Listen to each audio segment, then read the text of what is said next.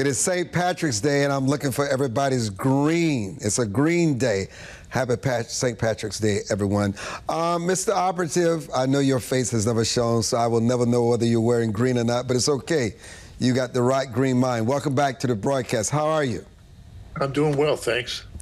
So, you're familiar with the professor, the Rhode Island medical doctor at Brown University, who was visiting family and friends in Lebanon, and she returned back to the United States via Logan Airport, and she was detained for 36 hours and deported back to Rhode Island. There's a report in USA Today why the professor and doctor was turned around after 36 hours. She tried to delete and had photos on their phone, which they were able to retrieve, which showing her attending terrorist funerals, hugging, having pictures with terrorists that are on America's Most Wanted list, and they felt it compromised, and it was a violation of her visa and her green card, and they sent her back to Lebanon. Your thoughts? I think that was the right move. They should have revoked her green card and sent her back as well, if they've already done that, I would suspect. If she was at the funeral, that's one thing. There were hundreds of thousands of people at that funeral. But when you're up at the gravesite, or you're up at the front line where you are essentially interacting with leaders, heads of state, that isn't a normal thing for some young woman from Lebanon to be doing. She has to be a known and trusted person to be able to mix in there and to get in there. And she clearly has misrepresented herself in her visa application and her processing. And this is how they do it. And I look at people like her and the way her last name is spelled, that's probably taken directly from her application documents. She hasn't spelled her family name correctly. And that's a common issue when you're looking at visa requests at a consular office somewhere in the United States or overseas. You always look for the spelling of the names, spelling of their family names, the order of their family names as father, grandfather, things like that. And it's not hard if you're familiar with the transliteration dictionaries on what is the correct spelling or acceptable spelling in Arabic and English for family names, middle names, things like that. That's not the correct spelling of her name. Well, you know, there's no question that the reason why many of these students have become so corrupted and anti-America, anti-Israel on these college campuses, because sometimes they curry favor to their professors who are more Hamas and terrorist sympathizers than they are. And I think you're beginning to see Columbia University realizing the fact that they don't want to lose that $400 million. They've already started deporting and revoking visas and green cards. And also, professors are also under the radar. Listen, many of these professors on these college campuses across the country, Mr. Operative, is just dangerous. It is. It's a reckless thing that takes place right in plain view. Because you have a bunch of ideologically immature people in college campuses in large measure. They don't really know any depth about what the issues are, but they grab onto these things, and these are fertile recruitment grounds for people like a professor who's just, I don't think she's a terrorist. She's not going to be involved in something like that, but I would suspect she's a spotter, or certainly suspected of being a spotter, and providing information on susceptible recruitment targets of sympathetic people in the United States in a liberal university like you have in Rhode Island. You know, I think we all must respect the rule of law and the equal powers of the three branches of government. But when federal judge here in Washington, D.C., Boasberg, demanded that the Trump administration turn around the flights over the weekend that were headed to El Salvador, and they had already crossed over international waters, which meant that the judge and the courts no longer had jurisdiction over those flights. I don't think you'll find many Americans who would be sympathetic to these Venezuelan gang members that are being deported out of this country. Now, the 5 that this progressive activist filed with the court for them to have a hearing before being deported, I don't think many people realize those 5 were not on the aircrafts, but at least 261 were deported. Talk about the dilemma that this poses for what the president is trying to do. You got to also respect the 3 branches of government. And why has El Salvador's president become the person to take these criminals and these gang members and jail them in El Salvador? Armstrong, one of the key factors about that judge is he was so far out beyond his authority with meddling in the process of executive action. The president's authorities on things like this are not subject to the whimsical views of a judge who thinks that he has an almighty power when he's sitting at the bench. He was way outside his legal boundaries, and they should take action against that judge. When you have judges do things like that interfere in the national security machinery of the White House, that judge doesn't have any information at his fingertips. He's not reading classified stuff. He has no knowledge of any of the things. He just simply said he ruled on the facts of the case as presented, which is hogwash. He has no authority to interfere in a presidential directive to do something that's related to the national security of the country. And he should be disciplined or removed from the bench, in my view. These activist judges, if you look back in our history, we have a rich, different periods of things when this happened. President Jefferson even spoke about abolishing the judiciary as it was currently formed because of the interference in the executive authorities of the president. And it's a common problem today where judges consistently exceed their authorities and their brief, and they interfere in national security issues or electoral issues where they can actually influence an election. It's wrong. And to shift gears quickly about El Salvador, the president of El Salvador is a significantly historic figure who has come to power in a country that had drifted into the abyss after things that have transpired over the last 30 years, and managed to win the election and defy the odds and get elected, be able to take power, form his government, and then regain control of his country. And he dealt with the terrorism and the gang activity and the lawlessness in Salvador in a way that few presidents anywhere in the world have been able to achieve. And he built a prison and arrested, in 1 year, he changed the trajectory of his nation.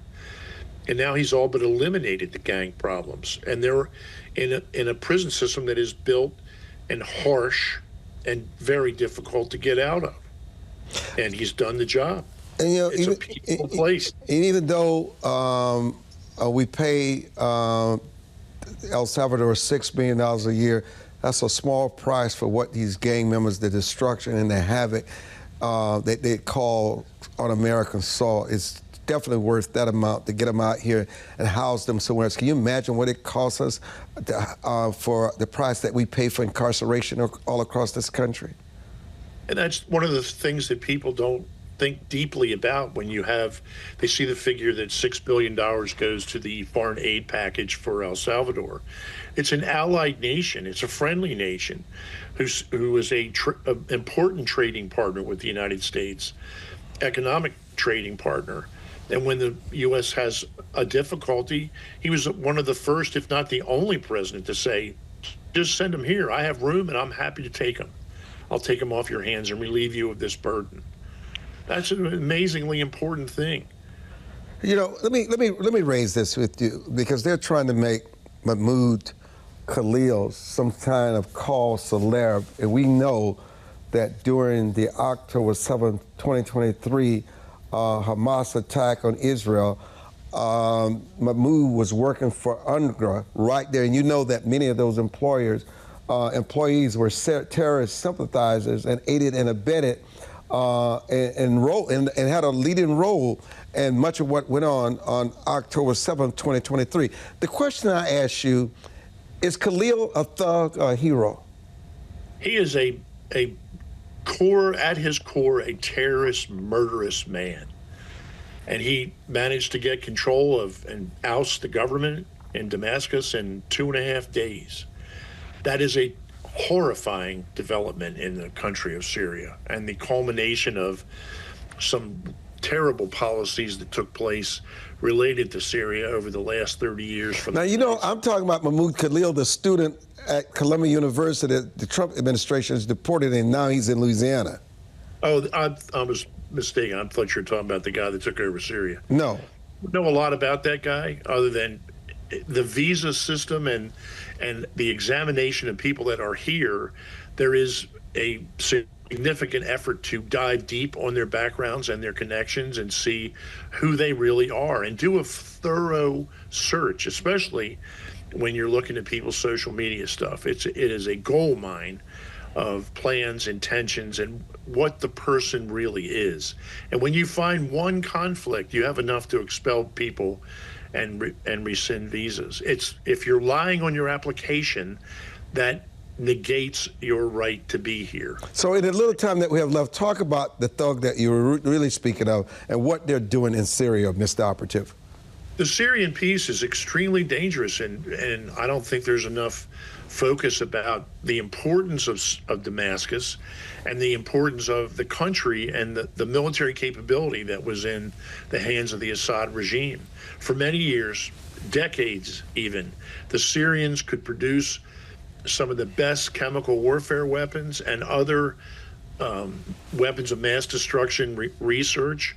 They are a scientifically sound and capable country. There's a lot of talent in Syria, and this guy took over the country in 2.5 days, took off his terrorist garb, put on a suit and tie, and now he's the credible president. People have just blocked out the fact that he was involved in the October 7th planning, at a minimum, just the planning.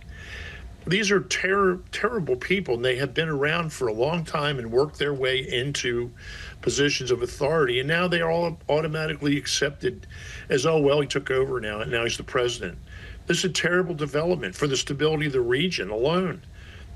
Right next door to Israel now is a radical Islamic government.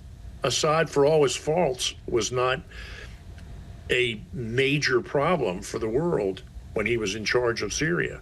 And now it is a major problem right in Damascus, one of the most historically significant capitals in the region. Mr. Operative, it's always a pleasure having you on.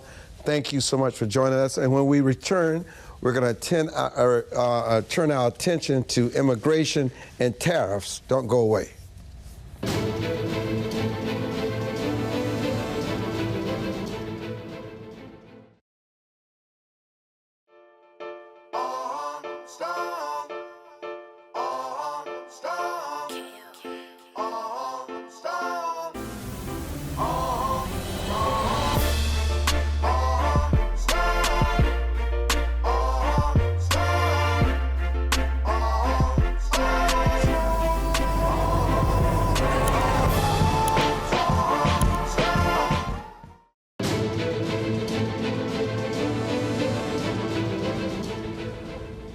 Let me welcome to our broadcast house Dinah Furchtgott-Roth. We welcome her back, Director of the Center for Energy and Climate at the Joyce Morgan Fellows. Are you at the Heritage Foundation? I'm at the Heritage Foundation. Yes, of course you're at the Heritage Foundation. And Joe Freeman, Senior Fellow, Advancing American Freedom, which was founded by Mike Pence. We welcome him back. And of course, Steve Laffey, a former presidential candidate. You know, there's a reason why, Joe, nobody is talking about the borders, nobody is talking about immigration. And I saw something in the New York Times just today. You say whatever you want to say about immigration and Trump's policies and how we got there, it's almost non-existent. Joe. Yeah, well, look, on the immigration front, we saw during the Biden era, the borders were wide open. We saw a surge of illegal immigration, and we saw a massive push in the Democrat Party to provide amnesty for those who are here illegally. And I think President Trump's actions in the first few weeks on cracking down on the Venezuelan gangs and cracking down on the violent criminals that are here illegally, this is very important because a lot of our communities, especially in some of the bigger cities, have been undergoing a scourge from illegal immigration. I mean, go to New York City. I'm there every month or so, and you see the big changes taking place over the past 6 or 7 years with all of the illegals that are there on the streets. It's wreaking havoc on our cities. And this is a campaign promise that I'm hopeful President Trump will succeed in fulfilling. Diana, help us understand what prompts our government to impose tariffs on Canada, Mexico, China, and how they've responded to these tariffs, and help us understand where we are now with our allies and our adversaries. Well, President Trump wants to use tariffs as a negotiating tool, and he wanted stronger border security, so he threatened tariffs on Mexico and Canada so that they would have stronger border security. And Mexico put more soldiers along its border, and that's why some of the tariffs that he threatened on Mexico were taken off. With Canada, President Trump wants the Keystone XL pipeline reopened.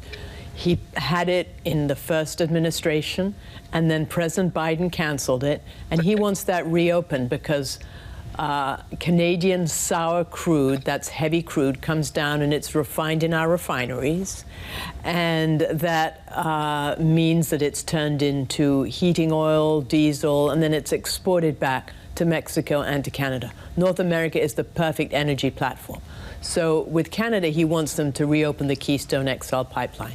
But Prime Minister Trudeau didn't want to do it. Now we have Prime Minister Mark Carney. He doesn't want to do it. So that's one reason that President Trump has these tariffs on Canada. And where are we with China? And with China, well, China subsidizes its energy, its capital, its labor. It uses forced labor in Xinjiang. I mean, China takes its extra money and it uses it to subsidize its industries. And all its companies are partly owned by the Chinese Communist Party. It's like a big family with President Xi at the head, and he has a stake in every single Chinese company. So because of that, because of the unfair subsidies, I mean, Armstrong, China is selling a car for $13,000 in Germany. And it's a nice car. It's not a little golf cart. It's a four-door sedan. Meanwhile, Volkswagen is laying off workers at 3 of its plants in Germany. So it's undercutting Germans' livelihoods. So it's no wonder we need to put big tariffs on China. You know, Steve, it's very interesting. I was talking to my family members.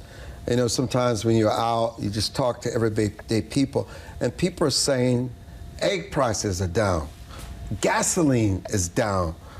I mean, what are we missing here? Because it seems as though, and then what we thought inflation would be the numbers have been very good. And we also know that inflation is more driven by printing money, which we still have the hangover from the Biden-Harris administration, more so than Trump negotiating tariffs to get better deals for our country. Well, inflation has been trending down. The money supply has been increasing at a slower rate. About a year ago, money stock is actually less than 2022. One of the reasons oil is down is going to be the lack of demand. And that's great. I mean, you're going to see that show up in the PPI, the Producer Price Index, with the lead for this PPI over the next couple of months, I believe, if it stays like this. But when you get back to the tariffs on allies, the tariffs on China should be 100%. It has a lot more to do with human rights in a communist government that we never should have gotten in bed with in 2000, whether it was Clinton or Bush and the World Trade Organization, and they destroyed cities in America. My movie, Fixing America, if you just want to go watch it, you will see it all over the country. It still exists. That's a different thing than made-up excuses for tariffs that change by the day or the week with our best allies, like Canada. Folks, Aluminum is 65% imported from Canada. They deal with hydroelectric energy from water. And we can't reproduce the aluminum for like 8 years at a much higher cost.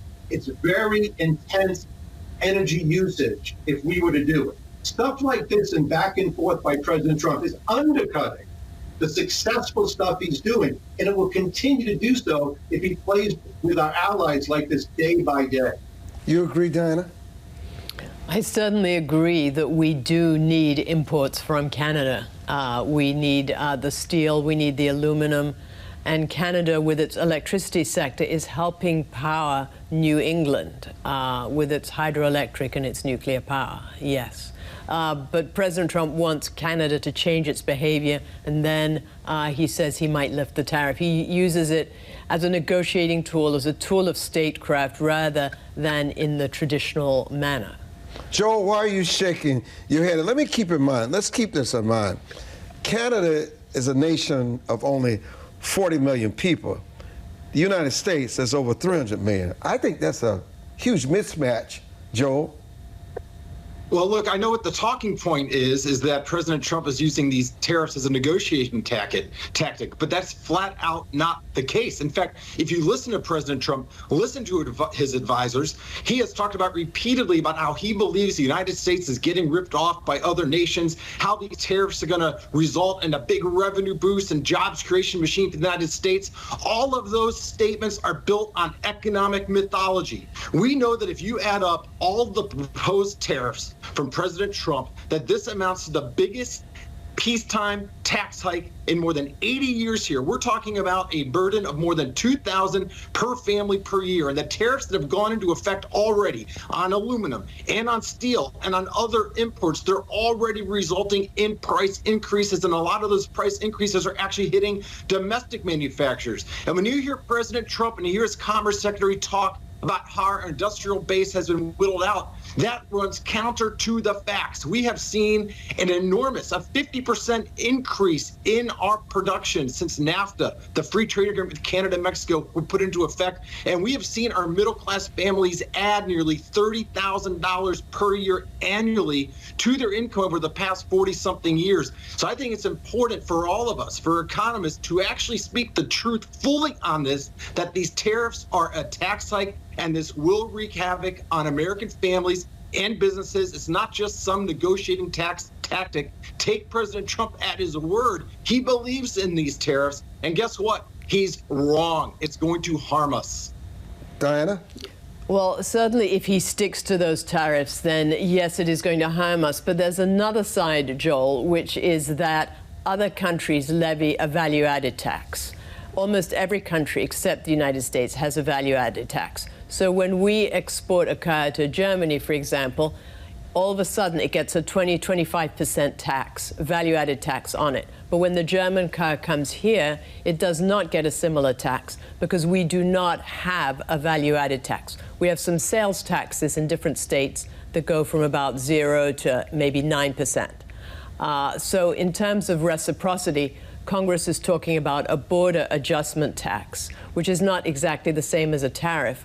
That would mean that trade between these countries would be more equal. Or these European countries and Canada, which also has a value-added tax, could say they're not going to charge the value-added tax on the American exports that go, the imports to those countries, the exports from us. And that would be some measure of reciprocity. So when a Ford went to Germany, it would not get slapped with that 20% tax. That would be another form of reciprocity. So I think that we should realize that other countries, when our exports go there, they are being taxed, and that reduces demand for American exports. So, Steve, how will, I know, just wait a minute, Joel, I'm going to come back to you, but how will these tariffs affect American consumers and businesses in key sectors like agricultural and manufacturing? Well, they're going to destroy some of the manufacturing. So just to backtrack a little bit, we're just talking about specifically about allies, people that we have agreements with, like Canada. Just Canada, one of our closest allies, right? Member of NATO, et cetera. So if indeed you go to the beginning of economics class and learn that C plus I plus G plus X minus M equals your GDP, and consumers spend about 68%. They're going to spend less under this uncertainty. Who is going to invest, the letter I, in America with this back and forth on tariffs on different countries by the day? Volkswagen certainly isn't going to do it. The Germans have just increased their spending with breaking the debt brake. They're going to spend, Europe's going to spend $600 billion on defense. Who's going to buy from Lockheed or Boeing under this scenario? And then you go to the elasticity of supply, Armstrong. That means that right now in Canada, there are really smart people sitting up in Quebec saying, all right, so here's the deal. We got to get rid of this aluminum, and it ain't going to America in 3 years. Where can we send it? Same thing with oil. Let's get a pipeline to send it to China, they're saying. This stuff is now changing forever. Remember, there's also the law of comparative advantage. They make aluminum, just to go back to really cheap. Now, when you start on April 2nd with the silliness of reciprocal tariffs, you're going to need every person you fired with the Doge people to start working to figure this out. There are some parts that go across the border in Canada 6 times before they get into a plant to actually put the car together. This stuff is complete nonsense, and unfortunately, it totally undermines the successes that President Trump has already had. And remember this last thing. We're going to head into a recession because of this. It's going to be called the Trump recession. And after the first 100 days, of which there are like 40 some odd left, go read about Roosevelt. There will be congressmen fleeing the ship. This is all bad for Donald Trump. Someone find him. Say, keep the stuff on China. Stop this nonsense, because the uncertainty that's going on is actually causing people to spend less, to invest less. This is what's going to happen to America. You need to stop it now and bring back some certainty. And we'll be back.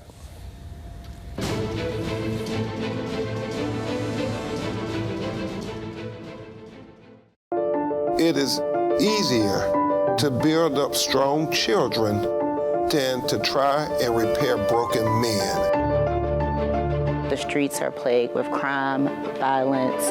There's a lot of poverty, and it's all a result of lack of education that's happening in our schools. So it really is a crisis. We come from very different political perspectives, but we've come to the same conclusion, and that is there is a crisis in the classroom. Children are being deprived of quality of life because they're being deprived of a good education. We must solve this problem. It's incumbent upon all of us to join hands together to get this done. We can't afford to wait one more day before we address these issues, because every day we lose another child. Let's stop the politicking. Let's stop the games. Let's really do something to give these kids a real chance at life and being a part of that American dream. We need accountability for funding. Many of the districts where you're seeing very low test scores, students graduating with very low literacy and math comprehension rates, they are receiving a lot of funding. So where is the money going where our kids aren't being adequately educated? If you believe every child is deserving of a quality education, please go to educationjusticefoundation.com.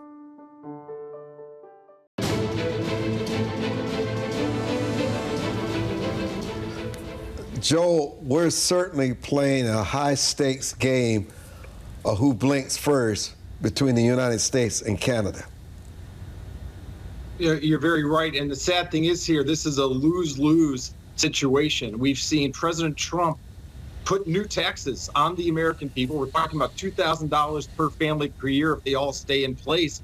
And Canada is retaliating, and we might retaliate more. There are no winners in this. There are only losers. And when I hear advocates for these tax hikes talk about reciprocity, we need to keep something straight here. This is another matter of economic mythology.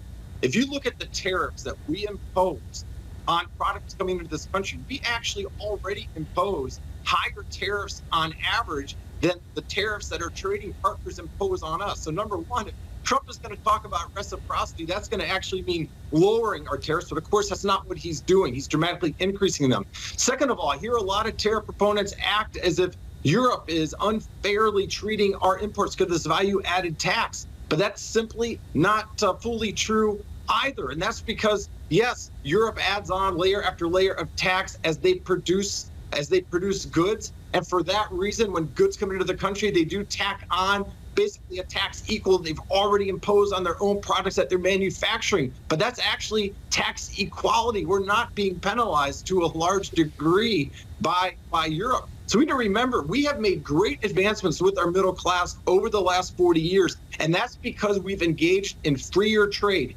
We have benefited, our allies have benefited, and it's not just the wealthy and businesses that have benefited from this, it's our middle class. And when I hear politicians, whether Democrats or whether populist Republicans, talk about how our middle class is less well off today, it is not true. Look at the numbers here. President Trump and his Commerce Secretary repeatedly talk about how wealthy we were during the McKinley era more than 100 years ago with sky-high tariffs. That is simply not true either. The average middle-class family today is earning a multiple in inflation-adjusted terms, a multiple of what that middle-class family would have earned 100 years ago. Our politicians have to stop peddling these falsehoods. So, Steve Laffey, how do these tariffs align with the president's broader trade policy and economic strategy? And what sort of legal or diplomatic measures does Canada, well, they're already challenging these tariffs, and could Trump be right? If he does miscalculate this, how deep is the lingering pain? Well, he has miscalculated, because what you really want to do with your allies, not China, not Russia, right? What you really want to do with the allies is sit down. If he doesn't like the agreement, the NAFTA 2, the USMCA, whatever we want to call it, that he signed in 2018, that he thought was great, then you can't really have his speaker come up, a press secretary, say that we've been getting ripped off by Canada for 20 years. The pain will be real, because what's started to happen both with foreign policy and with trade is that foreign leaders aren't going to say this exactly, but they're done. They're going to defend themselves. Okay. They're going to have to produce more stuff wherever they have to and not count on America to unload it to. I'm talking about allies.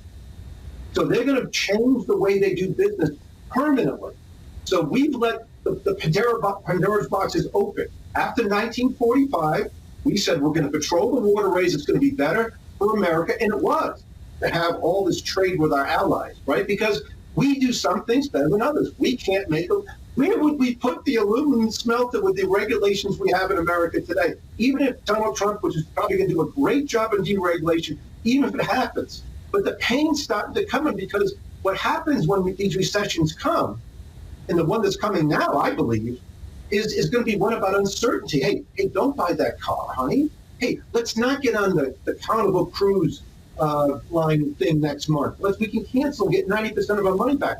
These things are already starting to happen, Armstrong, and it's going to be a lot of pain. But the gain is not that big. When you make things that you really are not set up to make, we don't grow bananas in America, Armstrong. We're not going to have what we call an autarky, where we make everything ourselves. It's not happening. We don't have the weather to grow bananas. So we've got to stop this nonsense before it's too late. Someone get to the president and tell him. So what is his goal here? I mean, it seems like everybody here is on the same page, Diana. Right. I think that's the thing about this. Well, no, I think that Steve and Joel are saying that President Trump should not be doing any negotiating, and if he is, he shouldn't be using tariffs for this negotiating, because it's a high-stakes game of chicken. But I thought it was interesting that Joel pointed out that when a 20% tax is slapped on our vehicles, say, going to Germany, that makes it equal with their vehicles in Germany. But it doesn't make it equal with the German vehicles that are being exported to the United States. Our cars get the tax, and okay, it's equal to the tax in Germany, but it's not equal to the tax to German cars exported to the United States. So I think that that is one point that we should at least consider, because it reduces the demand for our vehicles over there. But it's true that in the upshot we want is for the Keystone XL pipeline to be open, for these tariffs on aluminum and steel to be reduced or to go away, because we had 60 blast furnaces in 1990 to make steel. Now we have 11 because of our environmental regulations, and we cannot build these blast furnaces overnight We cannot recreate steel industry overnight, even though it might come back because President Trump is changing the environmental and the labor regulations. It's not instantaneous. There will definitely be some pain. But I think we need to look at it as a negotiating rather than something that would be the ultimate outcome. You know, Joe, it is a fact that tariffs does lead to cascading protectionism and can lead to so much corruption where you're introducing yourself to more lobbyists and just further maligning of this economy, which really impacts the consumer and the economy. It's just hard to argue with. You're right. It expands the D.C. swamp. In fact, when we saw the first round of tariffs come out during the first Trump administration, I mean, I know you live in D.C., as did I, Armstrong. You saw a new army of lobbyists descend on D.C., and that's because everybody wanted their special favoritism for their industry or their business. And you're actually going to see a multiple of that going forward because this new round of tariffs is even broader. It's more extensive. Well, listen, tariffs, without oversight, tariff exemptions become political currency in this city. Yeah, it's very lucrative for the lobbyists and the trade associations. Absolutely. They love this. The same thing goes with our tax code. That's why tax attorneys love tax complexity. The same thing happens with these tariffs. And, you know, there are going to be a handful of winners. Just as there were at the last round, there were a handful of steel companies that benefited last time around. But guess what? There are a lot more steel companies and a lot more manufacturers that were harmed. But the politicians love the positive press from the few success stories. I mean, think about when we put in tariffs on aluminum and steel last time. You saw washer and dryer prices go up by nearly $200 for middle-class families, and there were a few factories that benefited, but tens of millions of Americans were harmed. Yeah, but you know what? Here's what bothers me, Steve, are the retaliatory tariffs, the tit for tat. Let's just say tariffs are fair gains, but it's the retaliatory ones that should make us all very uneasy. Yeah.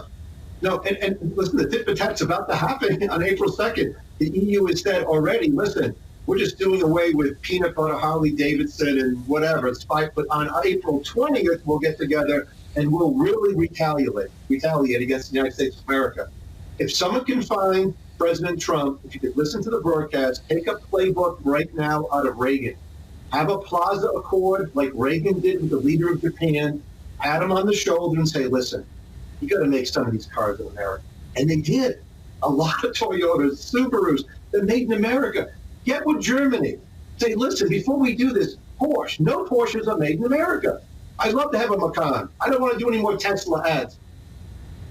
Start getting things brought here to be made here the best we can, keeping our allies together. Because on the way up, you have your allies, and if America needs people now, we don't have them, folks. And the retaliatory stage is about to happen. The 100 days will be gone, and a lot of congressmen, especially the ones in Michigan, Republicans in upstate New York, are going to be jumping ship as fast as they can, which will really hurt Donald Trump. You know, Diana, it's interesting listening to this because, you know, if Trump trade war fizzles as policy, is it more important for them that it succeed as politics? Well, I think that we need to look at the whole picture. I mean, right now, the United States is the only country without a value-added tax. I think we should pass it over to Congress, which is working on a tax bill right now. They can put in some border adjustment to make up for the value-added taxes charged by other countries on our goods. And we can all declare victory and go home. That's my suggestion. Pass it over to Congress and have it as part of the tax bill. Go ahead, Joe. Yeah, well, it's interesting. Historically, the Heritage Foundation was actually opposed to the border adjustment tax, and that's for very good cause. It would add a lot of complexity to the system, putting in place different tax treatment if you're exporting versus the tax treatment if you're importing. And furthermore, the border adjustment tax has never actually fully been tried. In theory, it would result in a currency devaluation, which would actually mitigate the consequences and make it easier for those that are importing and make it more affordable. But guess what? None of these theories have actually been tried in reality. What it would do is add a lot of complexity to the tax code and uncertainty. What Congress should be focused on right now is extending the Trump-Pence tax cuts that we know worked. It resulted in increased investment, increased productivity, real wages increased, and of course getting the spending under control. They should be doing that rather than considering yet another tax via the border adjustment tax. Quickly. Well, no one's complaining about the complexity when these other countries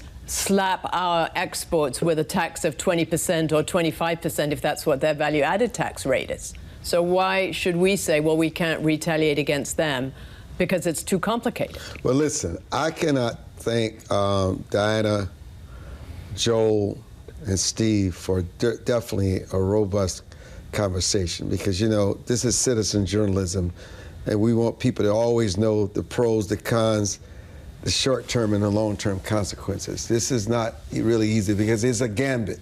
Whether this gambit pays off or not remains to be seen. When we come back, we're going to return our attention to MAHA and the Department of Health and Human Services. Sarah C. will join us, a very close ally of the Secretary Bobby Kennedy. That and much more on Your Voice, Your Future. Thank you all for joining us. We'll be back.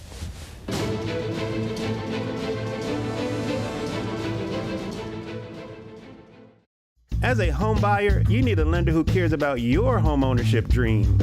United Security Financial has been helping families secure their dream homes for 30 years. We're a national fair practice lender that provides affordable mortgages and low down payment programs to eligible home buyers. To learn how United Security Financial can help you secure your dream home, call 1-800-373-4186.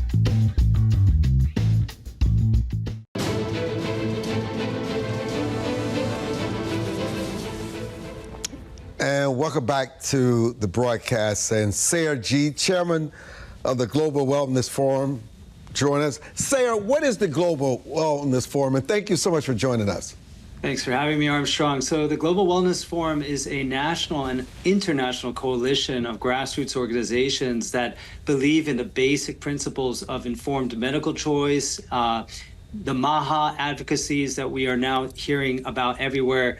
We believe that we should be able to live, breathe, consume healthy food, just basically be healthy humans. And working together, we are much stronger than being in our own separate silos.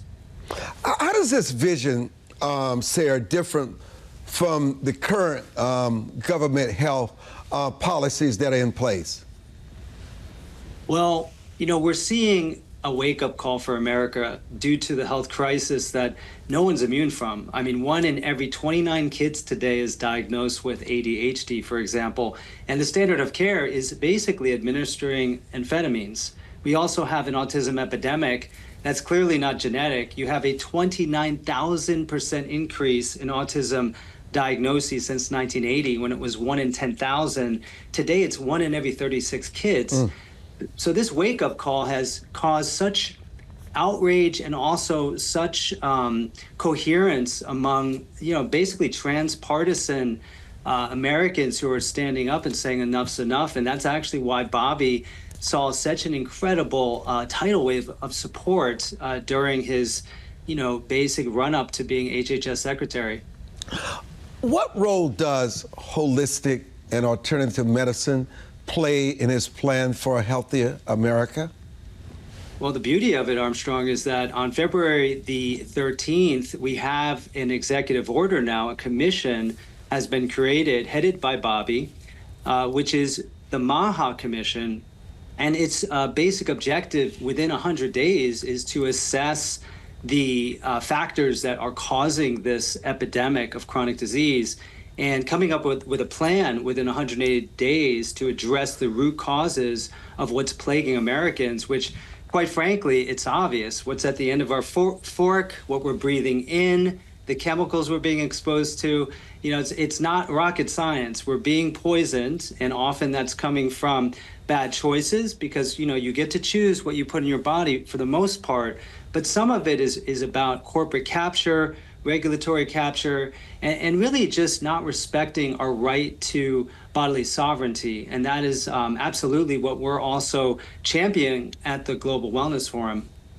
How would MAHA address, say, our chronic diseases and the rise in care costs right here in the United States? Well, with chronic disease epidemics, we know that essentially most of what is plaguing Americans, from metabolic syndrome, diabetes, cancer, we have a spectrum of health issues that can be modified and prevented and even reversed through lifestyle, dietary changes, even through significant mindset shifts. You have to believe you could heal, right, before you actually take the step in changing your life. And these are the types of things that our government historically hasn't messaged to people. It's always been about germs and genes, two things that are invisible that we really don't feel we have control over, whereas people are waking up now that environmental exposures and very basic dietary changes, because food is medicine, that's actually how we take back control of our health individually and as a country. How does Bobby plan, Sarah, to balance government intervention with personal freedom in healthcare decisions? It's a great question because, on some level, we're not necessarily wanting a nanny state to say, stop eating your McDonald's, or let's say you do want to vaccinate and you believe that it's a healthy step. We're Americans. Our fundamental impulse is the freedom to choose and to take responsibility for our health. So in many ways, to have an executive branch order for MAHA now to be a priority is an incredible step, but it doesn't exempt us from doing the work on a local level as well as a state level in order to ensure that we are protecting ourselves and, of course, our beloved children. That's why a lot of us are in this cause, because we care so much, irregardless of your political affiliation, about our children, and that's really at the heart of this. Are there specific policies, Sarah, within MAHA that could see immediate implementation at Health and Human Services? Absolutely. I mean, one of them, which actually Bobby's already messaged very clearly, is that because of the informed consent being one of the things that in the past 5 years was just thrown out, like we were not given that basic human and medical right because people were coerced and forced to take these mRNA jabs just even to make a living or to move from point A to B in a presumably free country. What he's doing is he's saying, listen, okay, you can take the MMR vaccine if you believe it's going to help prevent measles, but you have to respect personal choice. And that's the first time I can recall.